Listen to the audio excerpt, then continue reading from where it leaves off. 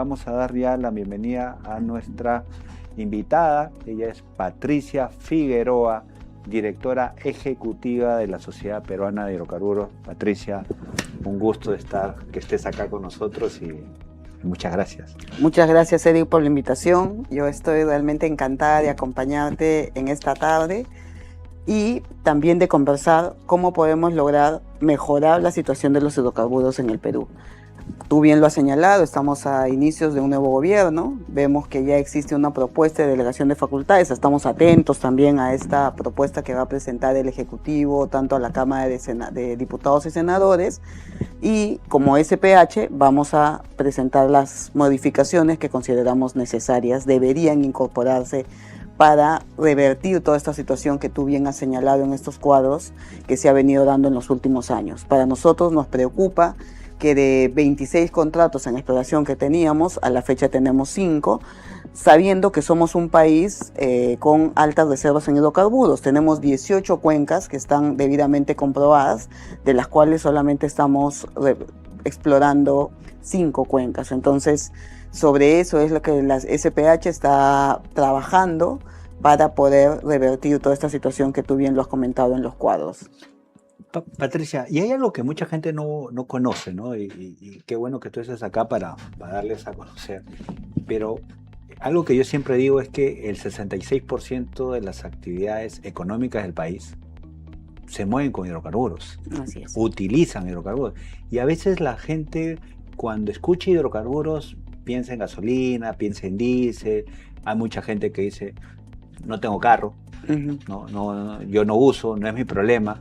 Pero no se dan cuenta que los hidrocarburos, al estar en toda la economía, ¿no? Si hay una alza de los precios por la fluctuación internacional, ya sea por una guerra, falta de logística, sube todo. La economía se golpea y es algo inconcebible. Creo que lo hemos visto hace poco con la emergencia del ducto. La importancia de que los precios no suban tanto, ¿no? Ahora con la guerra también están fluctuando. Y se tiene hidrocarburos, o sea, tiene gas, se tiene hidrocarburos. Entonces, ¿qué deberíamos hacer como país, ya estando en este nuevo gobierno, para poder impulsarlo? Hace poco estuve con Carlos González, habló mucho de algunas cosas de Upstream, pero nos quedamos en un tema pendiente de institucionalidad, de reglas claras. ¿Qué más deberíamos hacer ustedes como gremio? ¿Qué proponen? Y yo recojo lo que tú dices porque los hidrocarburos están mira, esto es hidrocarburos. Tal cual. Esto es hidrocarburos. La carcasa de nuestros celulares son hidrocarburos. Al momento que nosotros prendemos la luz en nuestras casas, es hidrocarburos. Pero hay un desconocimiento porque el ciudadano de a pie o la ciudadana considera pues que tiene que ver solamente con gasolina y no es así, ¿no? Entonces pasa también por un tema de educación y de reconocer nuestros valores que tenemos como país. Nosotros somos un país que, si bien es cierto es minero, también tenemos otra parte muy importante que es el desarrollo de hidrocarburos. Con Carlos González hemos tenido la oportunidad de conversar varias veces y sí pasa por un tema de institucionalidad. Si tú me preguntas qué debemos hacer para aterrizar las cosas y no tenerte como aquellas personas que te dicen, mira, creo que hay que desterrar el hayqueísmo que tenemos como peruanos, y yo lo que te plantearía es, primero, meritocracia. El día de hoy tenemos nuevos ministros, ellos tienen que elegir un equipo de funcionarios públicos en base a su meritocracia, que conozcan el sector, que quieran hacer las cosas y que tengan un liderazgo, porque después de eso va a tener que venir la articulación sectorial. ¿Y por qué te hablo de articulación? Porque estamos hablando de muchos sectores que tienen que ver con generar valor a todo lo que tenemos en nuestro país. MINEN, el Ministerio de Energía y Minas, el Ministerio del Ambiente, PCM, el MEF, y también sumar a Cultura, porque en Cultura tengo pues a la consulta previa. Sobre eso también se tiene que sumar el desarrollo territorial. Yo no lo puedo hacer solo. Yo necesito trabajar pues con los gobernadores regionales. Estamos a puertas de una elección de gobernadores regionales, tanto en aquellas regiones que tienen altos índices de hidrocarburos o de desarrollo que se podría dar. Nosotros como SPH estamos trabajando ya para tener mesas de trabajo con ellos y explicarles por qué es importante que se sumen a esta corriente de revertir la situación. Una vez que yo tenga estos 4 pilares, que es el liderazgo, la articulación, funcionarios que tengan meritocracia y un desarrollo territorial, voy a poder plantear las normas que necesito. Y dentro de eso, básicamente, el tema de reducir los tiempos en la permisología. Somos un país que se demora entre 2 a 4 o 6 años para firmar un permiso para explorar. Si hago el comparativo con Colombia, con otros países de la región, ellos lo sacan en 6 meses a 1 año. ¿Se puede reducir? Se puede reducir. Si tú me dices qué podemos hacer con SENACE, yo personalmente recomendaría quitarle al ANA, a la Autoridad Nacional del Agua, la opinión vinculante, porque el ANA emite una opinión vinculante a SENACE y SENACE no lo necesita, porque también tiene sus propios técnicos. Entonces, este ping-pong a veces entre instituciones hace que los permisos se demoren, hace que el inversionista no quiera ver a Perú como una opción. Entonces, estamos en el momento, estamos esperando esta delegación de facultades, confiamos en que se puede dar ya los mecanismos, porque yo como gremio, yo no te pido, tener mejores condiciones, yo te pido predictibilidad en las decisiones, te pido seguridad jurídica y te pido también que los organismos reguladores también no se conviertan pues en fiscalizadores o en draconianos, sino que ellos tienen que ayudarnos. Estamos a puertas de elegir nuevas autoridades de Ocinermin y cuando hemos hecho la revisión de la norma nos damos cuenta que es muy cerrada y eso tiene que cambiar porque tú necesitas a los mejores técnicos y los mejores técnicos vienen del sector privado, están en algunos directorios, entonces no lo puedo cercar. Para eso, cuando en su momento Servir hizo toda la reforma del Estado, lo que planteó fue la meritocracia y el personal altamente calificado. ¿Por qué? Porque quería atraer a los mejores. Entonces, yo hoy día tengo dentro de los organismos reguladores de Ocinermin básicamente un decreto supremo que me limita a atraer a los mejores. Eso, por ejemplo, debe cambiar. Como SPH, nosotros estamos haciendo una propuesta, lo hemos sociabilizado con los ministros del anterior gobierno, hoy día lo vamos a sociabilizar con los nuevos ministros, porque si eso no cambia, estamos condenados a tener a los mismos funcionarios que lamentablemente no han dado la talla. Y tenemos que reconocerlo como tal, porque es una crítica constructiva que tenemos que tener también como país. Hay funcionarios que lamentablemente no han podido generar los cambios que se necesitan y eso ya lo verá pues en su momento las autoridades competentes, ¿no? Pero Patricia, lo que dices es muy, pero muy importante porque el regulador puede ser o un promotor de las inversiones y que se necesita como país y especialmente hidrocarburos, como lo has mencionado, que mueve toda la economía, o puede ser una barrera. Sí. Y algo que sí quiero resaltar en el tema de los reguladores de los directorios no es solamente cerrado. Yo creo que coincido contigo que hay que abrirlo, hay que poder traer más profesionales que compitan, porque al final hay que tener claro esto. No es que abro más y entra cualquiera. Siempre es un concurso, o sea, tienes que concursar.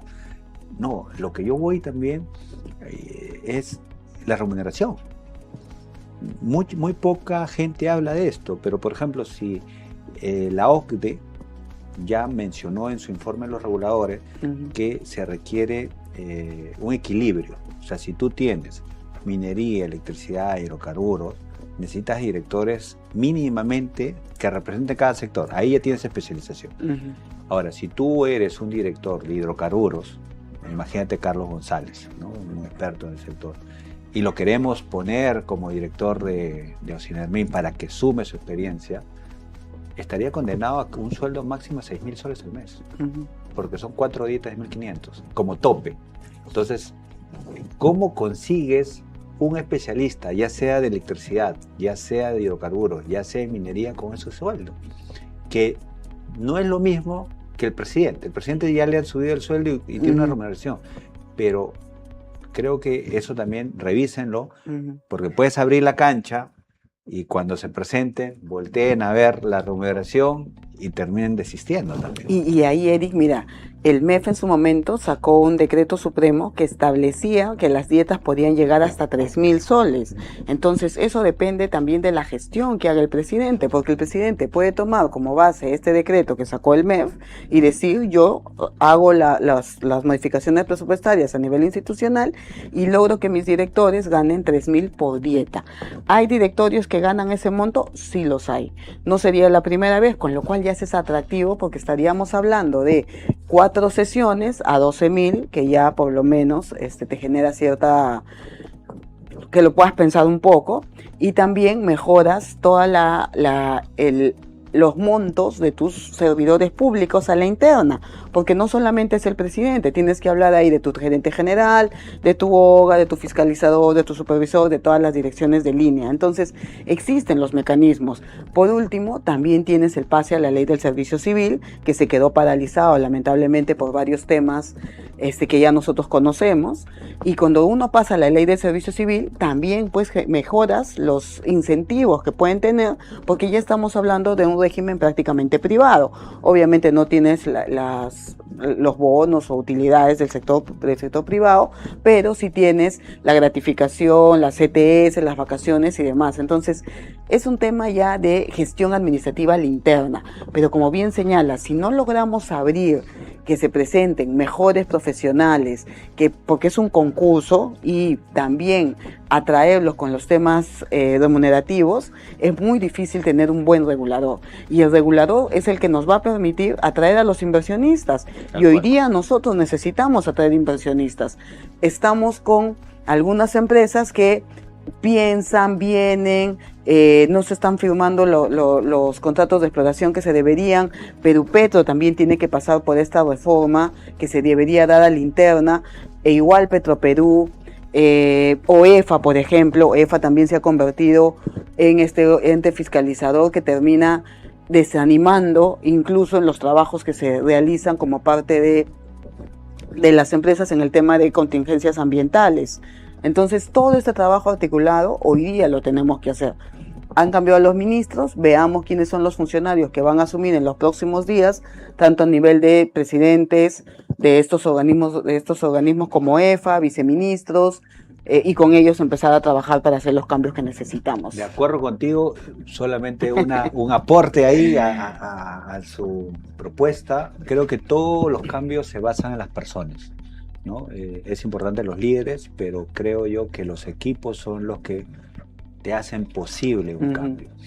Y yo veo dos temas acá importantes, ¿no? En el caso del ministerio, el área que debe mover todo lo que tú has mencionado, las normas, es la Dirección General de Hidrocarburos, que en algún momento yo tuve la suerte de dirigir, pero ahí no hay mucha personal. Tuvimos que traer mucho personal por proyectos, cosa que ahorita no se hace, y es la dirección general más chiquita de todo el ministerio, y es la que tiene más trabajo por hacer. Sí.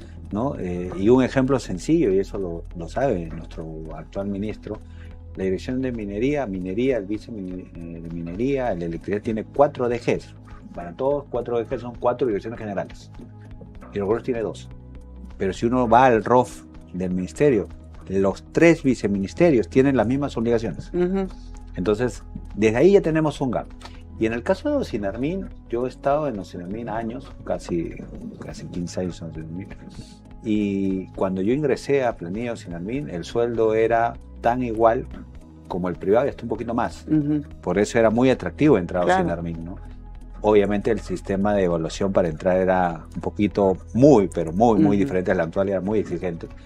Pero en los años que ha pasado, no se logró meter profesionales de supervisión, sigue siendo terciarizado. El tema de servir nunca implementó la familia especializada. Entonces, a los Ocinarmin lo quieren meter como si fuera un organismo normal, cuando es un organismo técnico, en donde el de hidrocarburos o trabaja en Ocinarmin, o trabaja en la DGH, o trabaja en el privado. Cosa que no pasa, por ejemplo, con planeamiento.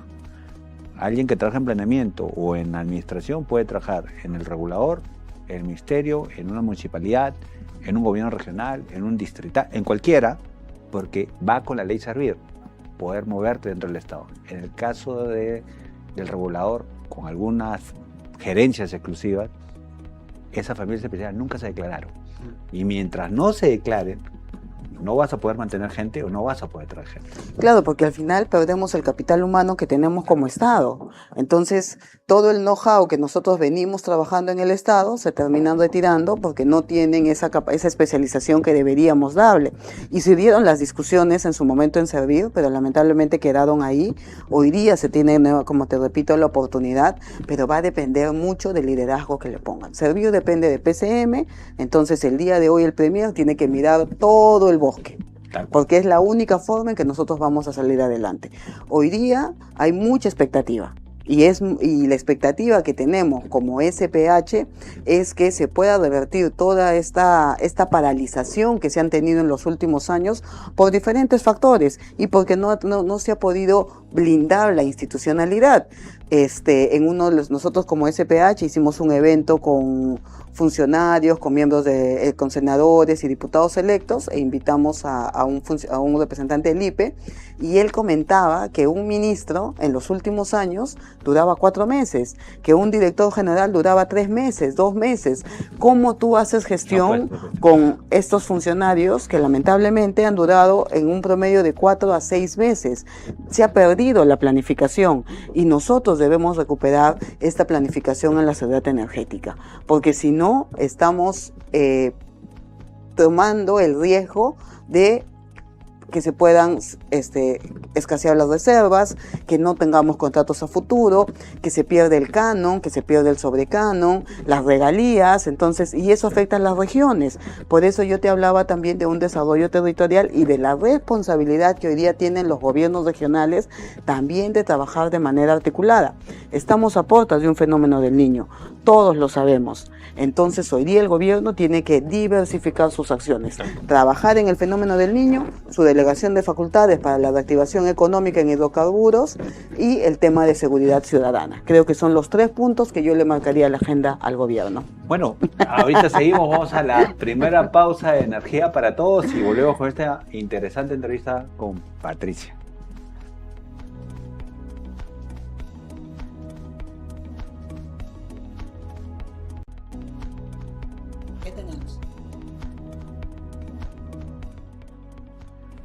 Bueno, seguimos con la entrevista de Patricia Figueroa, directora ejecutiva de la Sociedad Peruana de Hidrocarburos. Patricia, nos ha quedado claro en el primer bloque la importancia de fortalecer la institucionalidad y el reto que tienen las nuevas autoridades para poder lograrlo.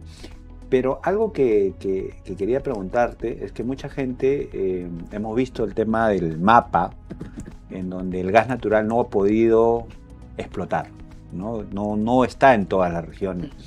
¿Qué debería hacer este nuevo gobierno para poder, vamos a decir, hacer que llegue el gas natural para todos? Y algo que me gusta relevar para centrar tu respuesta es, los hidrocarburos en general atienden necesidades energéticas de los hogares precisas. Cocina, agua caliente sanitaria que debemos tener todos, o sea, agua caliente para bañarse, calefacción en algunos lados, ¿no? O climatización, depende del gas, también puede hacer eso.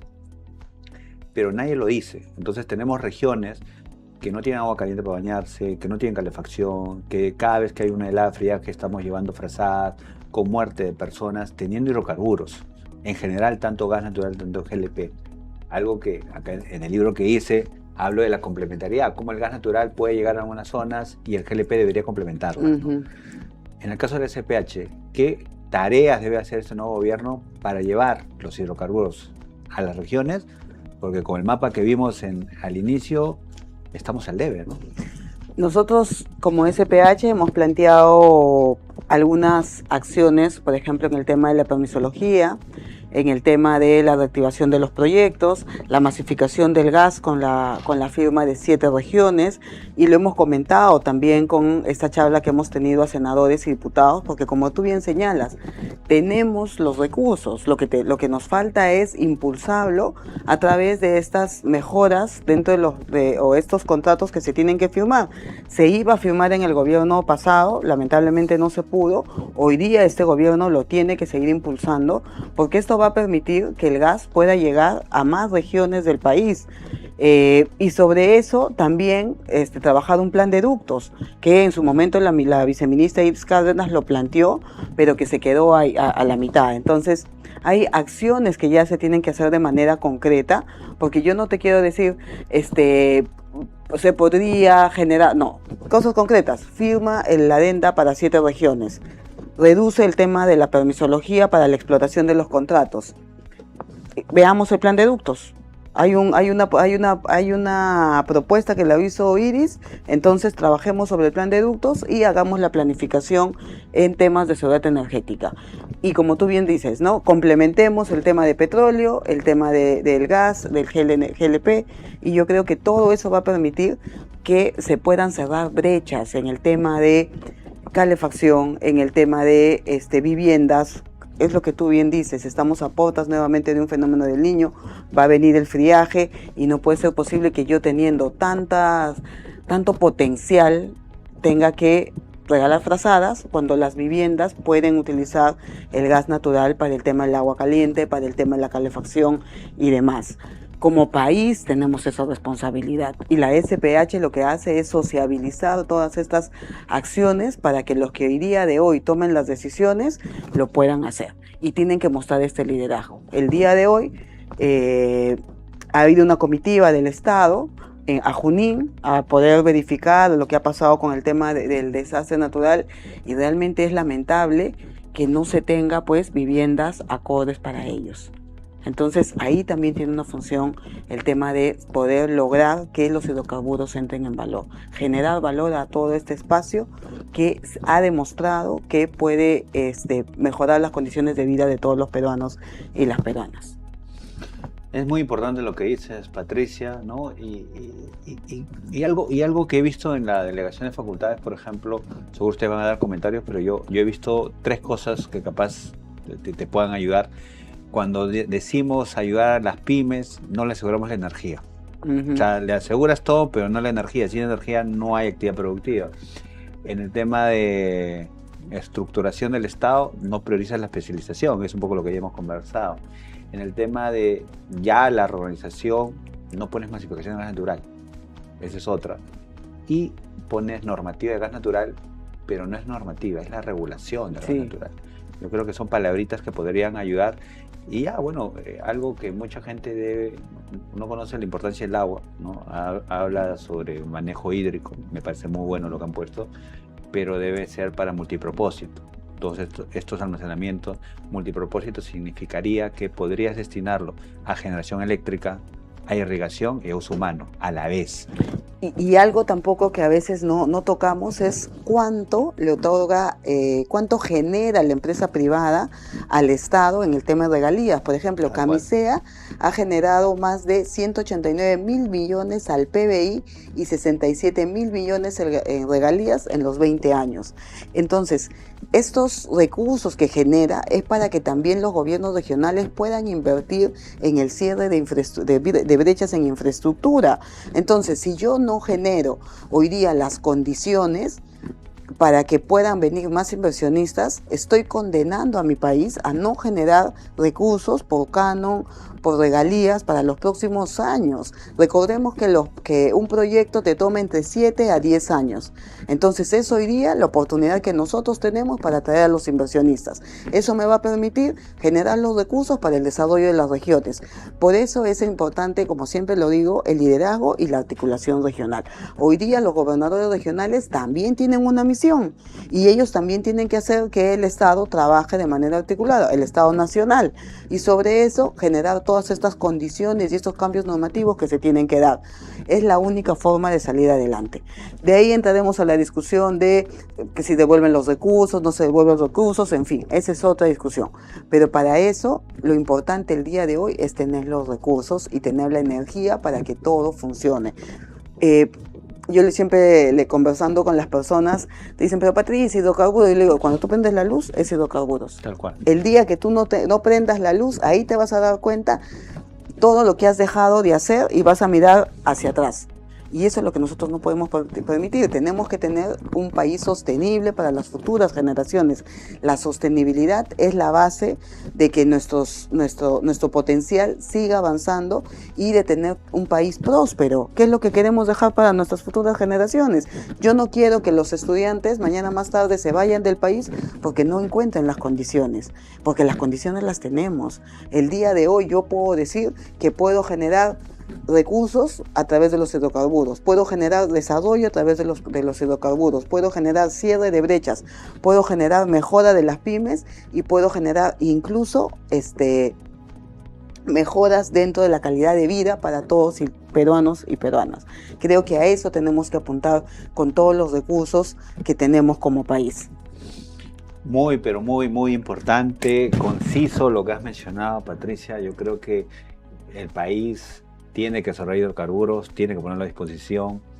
Y bueno que tu gremio tiene un plan, una propuesta para este nuevo gobierno. Espero que se haga, ¿no? Y yo te agradezco infinitamente haber venido a esta entrevista. Te voy a invitar otra vez más porque nos ha quedado muchos temas todavía para hablarlo. Por ejemplo, ese plan de ductos. Un mecanismo que debería implementar es el mismo sistema eléctrico, ¿no? Que alguien lo planifica y lo pagamos todos. Yo creo que es la única forma, si no sería conveniente. O el tema de más almacenamiento de combustibles, que ya sacó una iniciativa el Ministerio, pero debería ser con APP, Proinversión y activar el CICE, por ejemplo, ¿no? Son temas que nos ha quedado todavía para discutir, pero... Encantada, Eric, porque no hemos hablado ni de APP, no hemos hablado de Oxy, no hemos hablado de FICE, así que yo encantada de venir y de seguir aportando en este desarrollo que tenemos que dar y en esta apostolado, como le llamo yo, para conocer un poco más el sector de hidrocarburos y quererlo, ¿no? Porque de eso se trata. Okay. Bueno, nos despedimos. Esto fue Energía para Todos. Nos vemos en un